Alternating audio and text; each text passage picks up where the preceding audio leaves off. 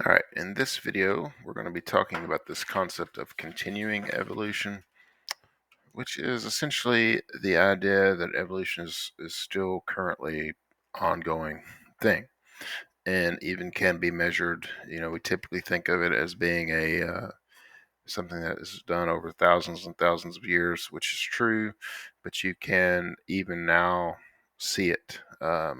Probably this is oftentimes referred to as like a micro evolution, which is a helpful term, but not as helpful, I think, as this concept of continuing evolution, that small changes are always happening, and these small changes can lead to bigger changes.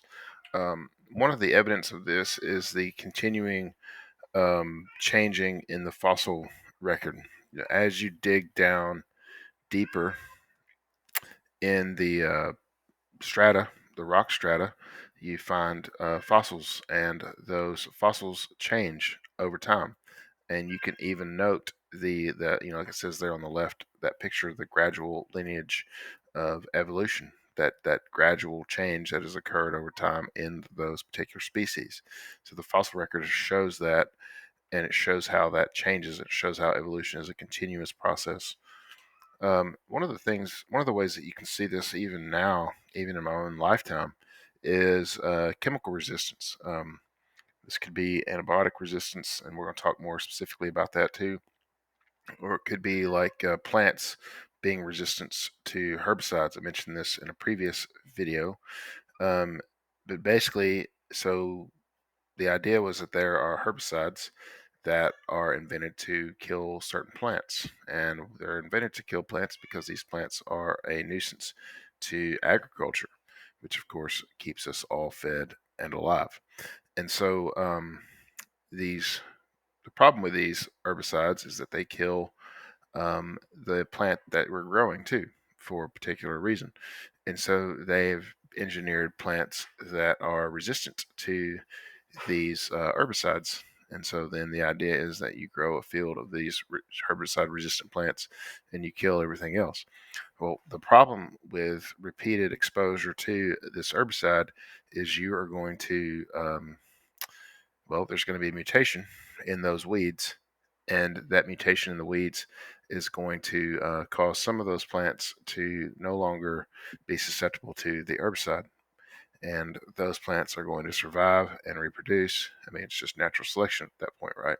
It's what you see in this field. This is particular, some sort of weed has been sprayed for, and a portion of the plants have died, and the other plants are still alive because they are resistant now to that herbicide. So this is an example of an evolutionary change that we've caused. Same thing can be with antibiotics and bacteria that are resistant to antibiotics, cancer cells that are resistant to chemotherapy. There's a lot of examples of this happening. Pathogens. There's an example of MRSA, which is a staph bacteria that is now resistant to methylene-based um, antibiotics, which is a particularly bad thing since a lot of the antibiotics we use have that methicillin base to them. Another example of this is just that pathogens themselves can evolve. A pathogen is anything that causes disease, any kind of disease-causing agent, and pathogens themselves can actually evolve and cause emergent diseases. They evolve because the pathogen has genetic change, just like we do. In fact, they oftentimes use the bodies of their hosts or the cells of their hosts in order to create that change, and they evolve in order to survive as well. A couple of examples of this that are recent. One of them is the 2001 H1N1 swine flu. A new strain of the H1N1 flu was identified, and it was caused by essentially a reassortment of those genes originally found in some other flu. So you have some human flu. That's what that H3N2 was way back when. The bird flu, which you've probably all heard, and the swine flu, the classic H1N1. Birds, swine, and humans coming in contact with each other randomly or regularly, you get kind of this hash of flu here that can mutate into a form that, mixed with this other swine flu, that mutates into a form that humans are susceptible to and is something that is new.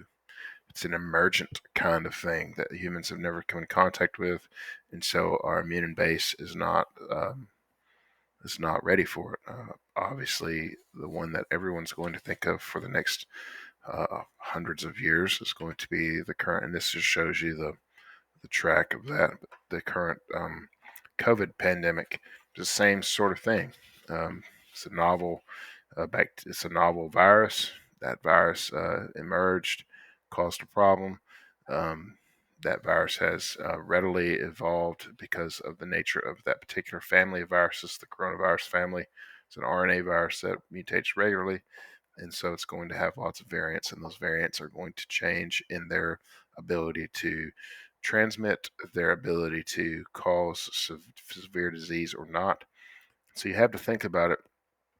Even though a virus isn't a living thing, it's it still mimics living things, and its desire. I mean, desire is a living trait, obviously, but you get the idea.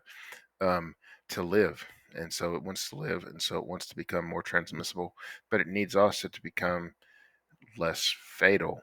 Because you don't want to kill the host. You want the host to use the host to transmit more and more virus. And so that's kind of what we've seen with that. It's what you see with the flu and other sorts of pathogens as well.